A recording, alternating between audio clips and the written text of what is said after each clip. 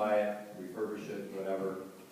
But if it's a vacant house, then it needs to be registered, or commercial property. It doesn't just apply to homes, but any commercial building that's deemed vacant, meaning it's not for sale, it's not advertised for sale.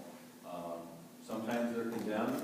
Sometimes when we find out they're vacant, we do end up condemning them for human habitation, meaning if the water's been shut off, or we shut the water off, we condemn them for human habitation. If we get in there and find out it's so deplorable, then we may put a raise order on it, condemn it for raise or rehab. So we don't have an active program of trying to acquire these properties, but that's not to say that we shouldn't take the program one step further. We have bulldozed some properties. They didn't really, whether they came through, I guess that one, particular one on 22nd Street, dealt with the family member who was around. They just didn't have the capacity to do it. We worked with them for 6 months. They inherited the house. Somebody broke in, stole, I think, a piece of copper this big, drained an entire fuel oil tank in the basement. And so then, and that's the problem with these properties. And we are working with the fire department because they want to know what's in these buildings. So then we had to bring in a hazardous materials company to remove the tank, clean up what we could. But you walked in the house and you'd be like, no way this family's ever going to be able to sell it, renovate it, anything, just because there's no way to even some sort of radon extraction system wasn't going to bend that thing out. It would take forever. So we ended up eventually bulldozing it. It almost becomes like a social service type situation with some properties. But we do need to, because if you have a vacant house on your block, then it becomes a distraction. And again, if you end up with all these issues of weeds and people breaking in and everything else, so I think we need to kind of move in that direction. Because we have a house that we have called on the yard during the summer, on the snow during the winter, and now just recently I noticed that a window is off, a storm window is off. Dave's going to write the address down right now. As soon as you give it to him, he'll write it down. Okay. I actually have been talking to several people in the city hall about it already. That particular house? Yeah. Well, it's our department, so you should talk to me or David if you want to take care of it. We're the people to take care of it. When you say we're talking to people in City Hall, it's inspection department, and Is we'll. it on 22nd? It is. Yes. That's my property. It's actually been owned. I'm a realtor for it. I just got from it. So storm window will be put in the garage Monday or Tuesday. Well, I thought- Problem solved. All right. I talked to the Parks Department and to About the weeds? No, about the actual house. Oh, okay. Yeah. There are a couple orders on it. It's still a redemption. So by law, they can't do After almost 4 years. Because the owner chose to leave the house early doesn't mean that the bank was able to foreclose on everything. There's legal issues there. And with redemption, we still can't do much. We can secure one entity and make sure that the property isn't getting in worse condition. What's the process that you work with the neighborhood associations for revitalization or these fix-ups? What's the process that? Well, we have a partnership right now with Cooley Cap and Habitat. It's called Renew. So Habitat, or actually Cooley Cap started, it kind of moved over to Habitat. And there's a partnership where you can fill out one application. It's targeted right now primarily at the Powell, Pogue, Hamilton, and Washburn neighborhoods. I think it starts May 13th, May 4th, through June. It's like a one-stop. You fill out one application. It might be weatherization that you might need. It might be housing rehab.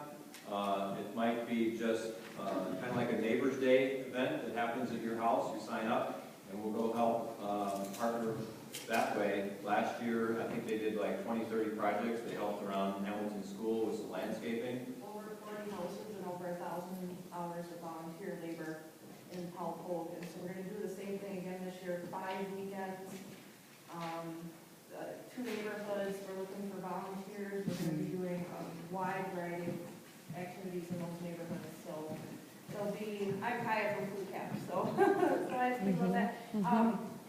And so, if you could, there's actually a website specifically for the Renew program, so if you're interested, go on there. The applications are there, the sign-up sheet for volunteer, but it's going to be every single weekend in May, and then the first weekend in June, we're going to just hit those neighborhoods and do, landscaping, painting, general cleanup. There's going to be dumpsters in the area. There's going to be,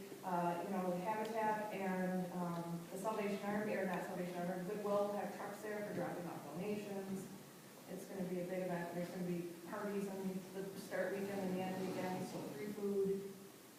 So areas The that, Fix Up program, we work closely with the neighborhood associations.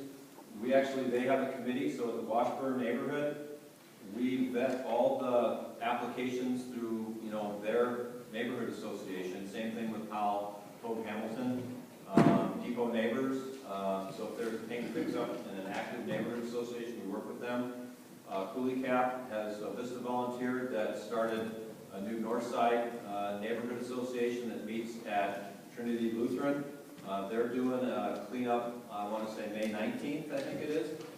So they want to help with, because the city no longer is doing large item pickup, they want to focus on large item pickup in the neighborhood around, Sill Street and kind of the north of the, and partner with the Depot Neighbors as well.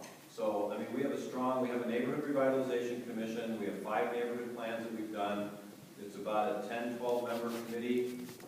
Jessica's on the commission. And so, they've done all sorts of neighborhood socials.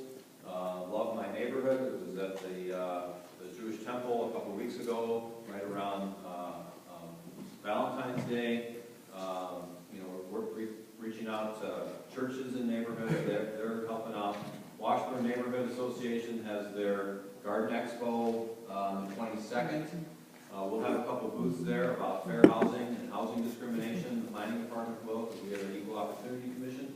And so we want to have some pamphlets and brochures about fair housing. So I think we probably could be doing more, but. so areas that do not have a neighborhood association, can they go through, get the renew money and stuff, or?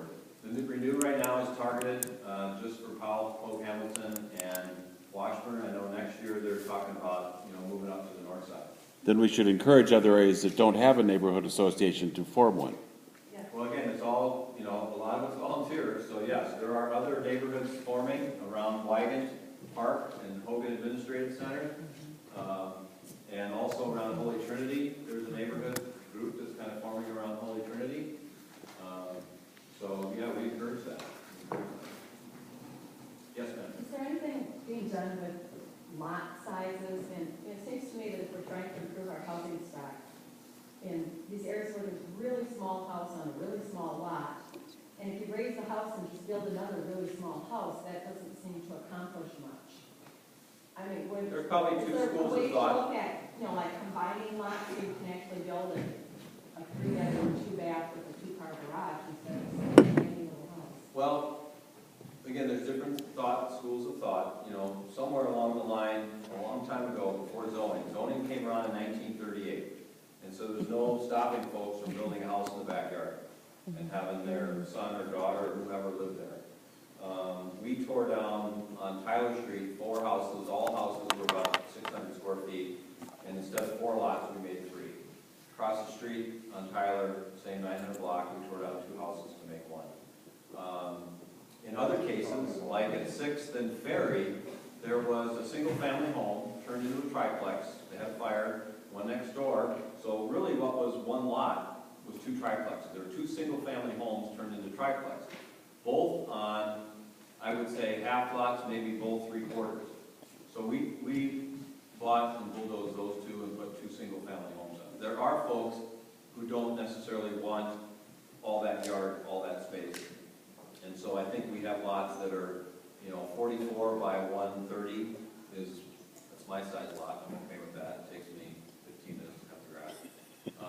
And I still have another garden and other things. So I don't think I think we've tried that, but I do think that there's opportunity for folks that just want to have, like at 6th and Market, right across from the VFW. I think that's like a 70 by 50. It's a lady who's a widow. She bought it, and it was a small house on a small lot. We now have a very contemporary, it was in the Parade of Homes, if you didn't go see it, built by Western Technical College. It's perfect for her. She's probably more house than she needs. And we like to see families buy a lot of our houses, but again, I think there's different, we're seeing